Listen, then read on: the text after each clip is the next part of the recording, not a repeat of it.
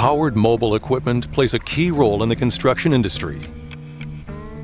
However, the construction industry has experienced numerous fatal incidents where workers have been crushed by vehicles or mobile equipment. Many of these incidents did not involve a spotter and/or occurred as a result of inadequate planning or communication. When utilized in appropriate situations, the use of a properly trained and competent spotter can play a significant role in preventing workplace damage, injuries, and fatalities.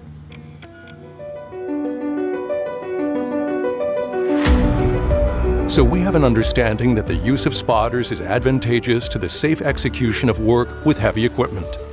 Are they used at all times? Not necessarily. But here are some common scenarios encountered on construction sites when spotters should be used. Spotters should be utilized when navigating with materials, working in tight or congested areas to assist in monitoring the operator's blind spots, working around overhead utilities or structures, excavating around buried facilities, and on sites congested with heavy traffic and/or ground personnel. While every construction site will present different scenarios, it's important to recognize the site-specific hazards and identify when the use of a spotter will help eliminate or control those hazards. So does just having a spotter make things safe? No, not really. A spotter contributes to a safe work site only if they are properly trained and understand their function. They must recognize the equipment requirements and limitations and be able to give clear direction to operators. Not everyone can be an effective spotter, and recognizing some of the requirements needed is essential in selecting the right person to do the job. A spotter needs to possess the following skills. Must have a strong understanding of the task, good vision and be able to judge distances with accuracy, clearly understand all communication protocols, including signals to be used to direct equipment operators, be fit for duty, including the strength and ability to stand for longer periods of time, and may need to be able to walk significant distances. They must remain diligent and alert in recognizing changing conditions and hazards. Understand the need for and maintain the care and appropriate personal protective equipment needed for the job. Possess a responsible attitude in maintaining a safe work environment for themselves, the operator, and their worksite. Employers need to recognize these requirements, and workers tasked with spotting duties need to demonstrate these skills. The wrong person tasked to spot equipment can result in significant damage, injury, or even death. We've identified the requirements and expectations needed of a suitable spotter. However, before any work can begin, a hazard assessment must be conducted. This process must include all personnel involved in the task at hand and is required to be reevaluated and updated as the task or day progresses. While every task and site will pose their own hazards, some general hazards to consider as it pertains to the spotter's role can be applicable in all operations. Consider ground conditions. Is it smooth and dry, or is it slippery and uneven? Is there a slip or trip potential for the spotter? Do the ground conditions present a potential rollover concern for equipment? What about hazards above? Are there overhead power lines, structures, or work areas present where the spotter or equipment will be working? Are there buried utilities in the area, and have these been identified and marked? If spotting equipment during excavation work, all utilities must be located and positively identified. Are adequate ground disturbance clearances being maintained, and do you know what the clearances for mechanical excavation are? Is the work area congested, or does it present restricted movement for the equipment? With pivoting equipment such as excavators, how much room does the equipment have to operate considering their swing radius? Are other workers in the area of the mobile equipment? What are the blind spots of the particular equipment, and what are the safe positions for the spotter to be to both direct the operator and stay clear of blind spots or pinch points? Is the spotter positioning safe in the event of operator error, mechanical failure, or equipment upset? Does everyone involved fully understand the communication protocols or signals to be used and the method of communication established? Are two-way radios to be used in combination with visual signals, or are the spotter and operator relying solely upon visual communication and signals? These are some of the most common and critical questions to consider when completing your hazard assessment. You will never control a hazard that you do not identify. It's possible that one of the most critical controls to consider after assessing the hazards begins with spotter positioning. By ensuring the spotter is clear of blind spots, in constant visual contact with the operator, and on the best ground conditions available, The hazards for personal harm to the spotter can be greatly reduced. This position must always provide a safe emergency route for the spotter in the event of equipment upset, mechanical failure, or operator error. It's also critical to ensure the spotter is clearly visible to the operator both in their line of sight and clearly identified with the use of Class II high-visibility vest and possibly arm gauntlets. General positioning should always adhere to the following practices. Never stand directly in front of or directly behind any equipment.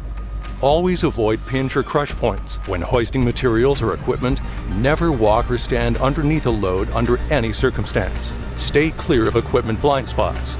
If you can't see the operator, they can't see you. Ensure footing is stable and don't stand in positions or on ground that possess slipping hazards or presents potential to collapse, such as at the edge of an excavation. When possible, position yourself in an area that minimizes movement. This reduces the likelihood of slips and trips and also helps the operator know where you are at all times. If an operator ever loses sight of the spotter, they must immediately cease operation and re-establish line of sight with the spotter.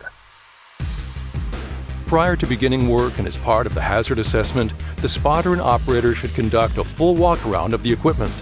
This walk-around provides an opportune time to communicate blind spots or machine-specific requirements. This communication gives the spotter more information to safely guide the operator. Whenever equipment must travel along a route, always plan ahead by inspecting the desired path and minimize the distance of travel, especially when the equipment is in reverse. While two-way radios provide an effective method of communication, they may not always be available, which emphasizes the fact that the spotter and operator must always maintain visual contact with one another. This stands true even when two-way radios are being used. All signals to be used must be clearly understood by the operator, spotter, and the personnel on the construction site. As a spotter, you will need to approach equipment. However, you need to execute this in a particular manner. Before entering the swing radius or safe distance areas, establish eye contact with the operator and communicate your intent to approach using hand signals or with two-way radio. Wait until the operator acknowledges your communication, places the blade, buckets, forks, etc. on the ground, and places engine in neutral or turns off the equipment. Only after this has been completed and the operator signals you to approach may you do so. Now it's time to take a look at what these signals are and how to perform them. These signals are applicable for all equipment and vehicles. When signaling, ensure all signals are clear, deliberate, and conducted at a speed the operator can clearly interpret. To direct an operator to proceed slowly, raise both arms, then bend repeatedly toward head and chest, and then extend. Always face your palms in the direction of desired travel. To direct an operator to turn, point one arm to indicate the direction to turn. Bend the opposite arm repeatedly toward your head to indicate continued turning. Often when signaling, you will be assisting the operator to get close to another object. To assist in identifying the stopping point for the operator, face palms forward with hands above head indicating the distance remaining. As the vehicle or equipment nears the stopping point, bring elbows and hands together, reflecting the distance remaining. Always keep in mind that distance signaling is a coarse measurement and equipment may need more room to come to a complete stop. To stop movement of equipment or vehicle, cross both arms above the head. Any situation requiring equipment or vehicles to stop in an emergency should be demonstrated as follows. Start with hands clasped overhead. Then extend downward repeatedly until the vehicle stops. To direct equipment or vehicles out of the area, point at the driver and gain eye contact. Turn body while maintaining contact and extend arms in the desired direction of travel. In all cases, the operator must take direction and guidance from the spotter. In situations where there may be need for more than one spotter, such as maneuvering equipment in tight areas, only one designated spotter must give operator direction. Conflicting direction to an operator can be disastrous. The only time another spotter should give direction directly to the operator is in the event the emergency stop command must be given. We reviewed the general signals earlier, but spotting for certain equipment such as an excavator or backhoe does require understanding other signals. To direct pivoting equipment to swing, simply raise the appropriate arm with the hand extended in the direction the equipment is to swing. Equipment with buckets can be directed to open by extending your arm at a 45-degree angle and with hand flat, pointed at the ground, straighten out.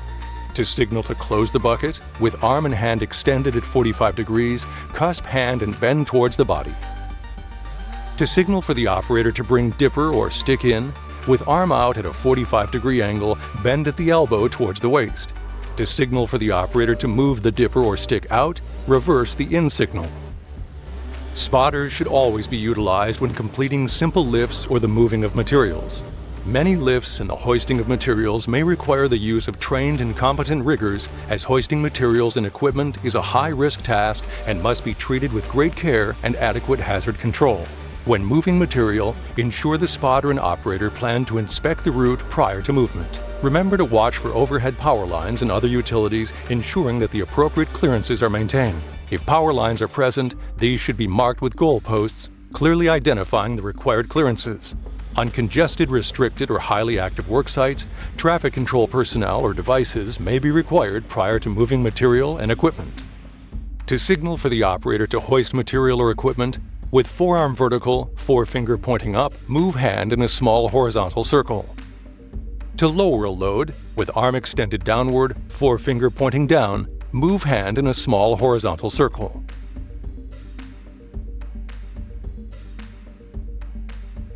Working around overhead power lines is a critical task that poses increased risk of injury or death due to electrocution, fire, or explosion due to contact, equipment damages, and power or service outages. The spotter plays a critical role in these operations. A spotter must always have a clear view of the power line and operator and have the ability to immediately inform operator of danger. The use of an air horn is often employed in this situation.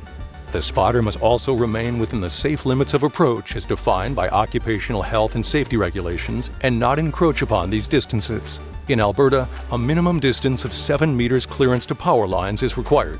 However, many companies may have more stringent distances in their policies. If ever work is required to be completed within the safe limit of approach, there are significant additional controls that must be put in place prior to work commencing, including contacting the power line owner.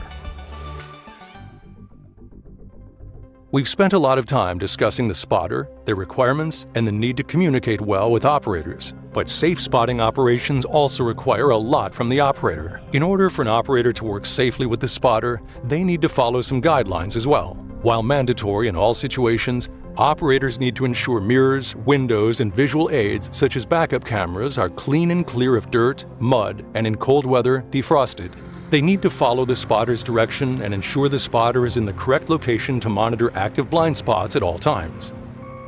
If communication, signals, or directions are unclear, it is the operator's responsibility to stop the equipment to clarify or reassess the situation. They must not operate the equipment independently or disregard their spotter. If they are to lose visual contact with their spotter, they are required to stop operations and reestablish visual contact. Operators must always operate their equipment at a safe and appropriate speed, regardless of whether or not they are working with a spotter. At times, things can go wrong despite efforts to prevent injuries to personnel or damage to equipment and property. If there is an emergency, all equipment should be shut down. Your site-specific emergency response plan, or ERP, will specify the procedures, which may vary slightly from site to site. Not knowing where to muster can put you and others at significant and unnecessary risk. You need to know your responsibilities and where your muster point is located. The use of powered mobile equipment isn't going to disappear from construction sites, but the harm associated to people, property, and the environment can. Through completing appropriate hazard assessments, putting the associated controls in place, and by utilizing competent and trained spotters when necessary, can greatly reduce the risk to life and limb.